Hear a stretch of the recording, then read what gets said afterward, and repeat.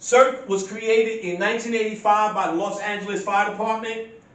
The idea occurred after witnessing Japan's recovery efforts after an earthquake in February 1985. 1983, FEMA adopted the program nationwide. It is nationwide. In January 2002, CERT became part of Citizen Corps. As of January 2004, 50 states, 3 territories, and 6 foreign countries are using CERT training. 50 states, 3 territories, and 6 countries. Why don't we know about it? Because then there's not enough of us making it known. And that's why I'm here at the library today.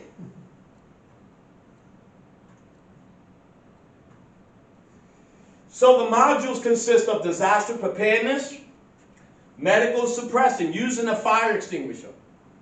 What are the first things they tell you if you ever work for the state and other hospitals? When you get a fire extinguisher, what do they tell you to do? What's the word? It's a 4-letter word, starts with a P. Pass. What does pass mean? Pull the key out of the handle of the fire extinguisher, right?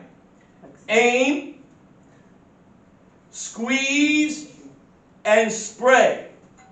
Now, if you have a fire, do you spray above the fire or do you spray down below? For fire suppression. Below. You spray down below because you want to make sure that fluid, hits that fire. And so, when it comes to fires, a lot of us we have not really gotten the gist of it. Pull, aim. This is the manual. Pull, aim, squeeze, and sweep. Just like a broom.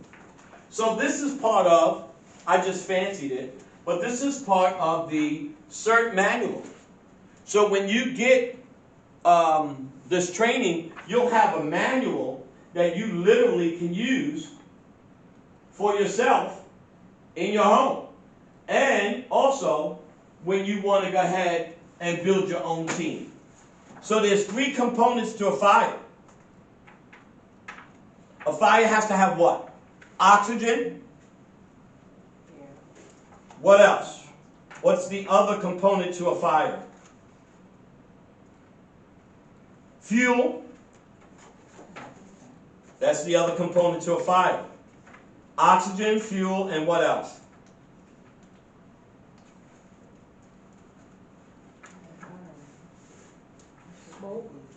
Okay. It has to have heat. Oxygen, fuel, and heat. So when you're in the CERT training, you literally will be taught how to use a fire extinguisher. This is with the fire department. But again, if we get teams of people, we can literally, even using this library monthly, we can literally have our own team training to keep ourselves abreast on what's going on. Medical operations, that's dealing with cuts, laceration, bruises, first aid, basic first aid, how to do an arm sling. Medical operations 2 goes into more details of fractured bones and how to go ahead and use a tourniquet, certain arterial cuts, and you have the minors cuts and deep cuts. And so, what's that called? Stop the bleed. Stop the bleed also helps with that. Then you have life search and rescue. So a lot of people don't know how to do a search and rescue. You know, you just don't go into a building. Don't run into a burning building. You don't run into a burning building. But the first thing, when you have the CERT training, which is pretty much like the last, I'm going to give you a hint, it's like the last training module. When you do a search and rescue, you got to break into teams. You also have to check out the whole building, which is what we were doing in the video. You check out the integrity of the building. Don't want to walk into something that's ready to fall down. And do you go in alone? Nope. You go in 2 people at a time, 3 or 4. And when you go in a building, there's a certain way you have to go. You don't just go straight in the building. You have to go along the walls. If it's a fire, that's different. Because then you have to do a search and rescue down below. But if it's a building that had some structural integrity issues, then you literally would go either to the right, or Team A goes to the right, Team B goes to the left, and you call out, anybody about the sound of my voice, if you can hear me, hello, hello, and you make sure that these individuals can hear me. Someone can be under debris. You know, if you're under something, tap so I can hear you. You know, it can be something like that. It could be an animal that's stuck. So there are certain things you do as you're coming into a building that you need to do a light search and rescue. This also helps out when there's something going on. First responders come and you happen to be on the scene. And you may have a CERT ID. Some people don't have a CERT ID. I just have a CERT ID. I've been here long enough. You can let them know I'm a CERT member. Is there anything I can do? You guys need me for anything. You know? And so, disaster psychology. Disaster psychology covers a whole lot of stuff. Crisis intervention. See, a lot of people don't know, when you're dealing with a disaster, someone may be so emotional that they just, as the young people say, they spaz out. We say bug out, trip. So how are you going to deal with a person who is fighting you, trying to you saving them? You know, so, Try to talk them down, to calm them down. Search and rescue is one thing, but then disaster psychology, when you're dealing with someone who has trauma, a traumatic experience, that's a disaster. It may not be a flood, but it may be a flood of emotions to the brain. So disaster psychology, you got to learn conflict resolution. You got to learn how to do these things. So I'm going to show a little display of stuff before I end this and bring up Mr. Cotton. Terrorism awareness. Does anybody know what the word ism means? Ism. I'll go deep. The word ism. Ism means the teaching of something. Buddhism. Right? Ism is a teaching or doctrine. So, terrorism awareness. Okay, we got a lot of stuff going on overseas. So you don't think this spree of young people stealing cars, as if it was organized crime, is a form of terrorism. Someone's teaching or taught these young people how to get into Kias, whether it's on YouTube or whatever, TikTok, whatever.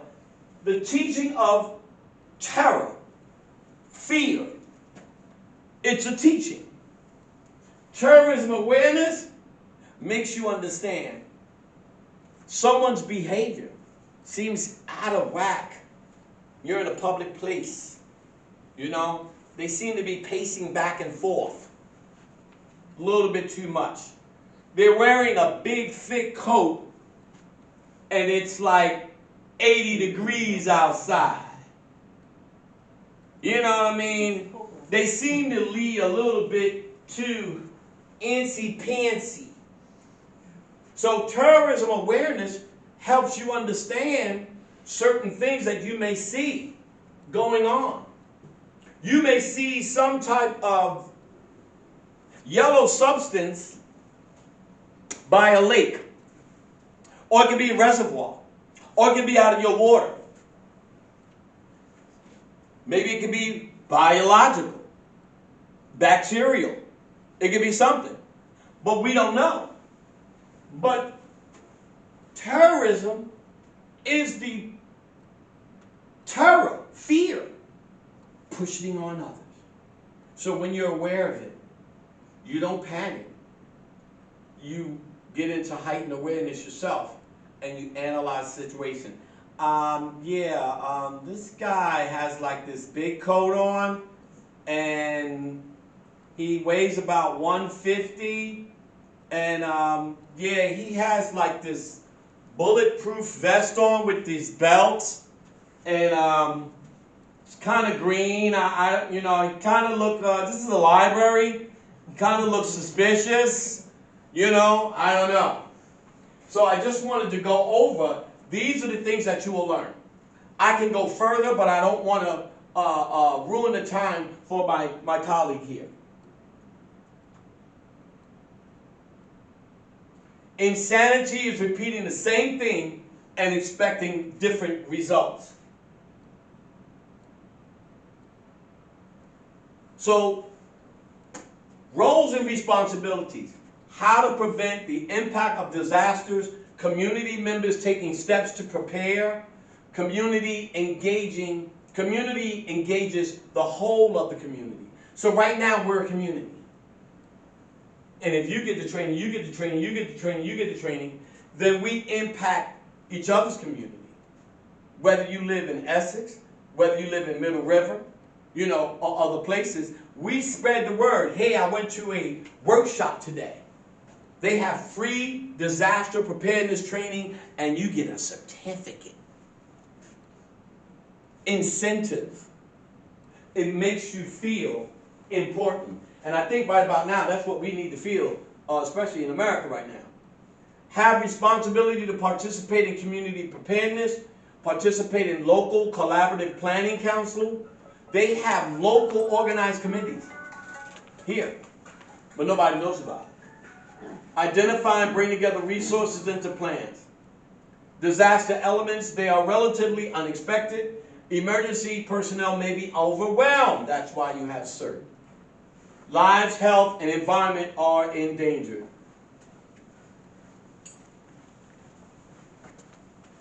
Vulnerability. Identify most common disasters. This is what you will learn.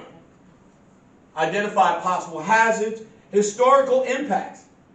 Remember they was talking about the flood in the city, and they were talking about Fells Point. Remember they mentioned Isabella? Well, Fells Point was underwater. So that's a historical impact from a flood. Identify locations in the community for specific hazard, disruptive services, etc. Okay, where's my cursor? Okay, here we go. And home and workplace. Here are things. I have some handouts.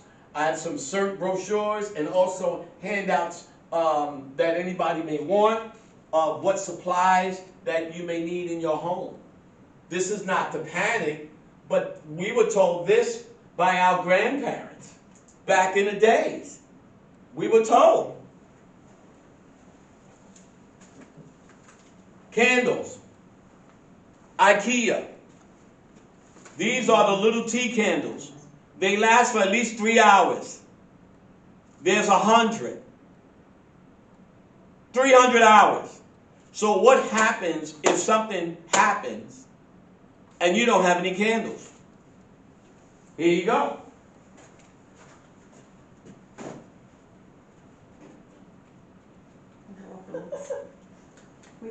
Dollar store. These are in the dollar store. Are they really? Dollar store. Or, Little lanterns. and they work well when you walk. Even the cheap Rayovac batteries work in here. What else? Okay, most people don't have. Sewing kit, First aid kit, walkie-talkie. What if your phone goes out? Flashlight. What if, I didn't think it was working. What if, this is just a cheapie, but the whole point is, communication is going to go out. They've been saying it, they put it in the movies. I don't know if you've seen the movie Leave the World Behind. Executive producer Barack and Michelle Obama. It's on Netflix, right? Leave the World Behind. You got to see that movie. Leave the World Behind. Bought this in a thrift store. Yesterday. Guess what this is? From a thrift store. This is a water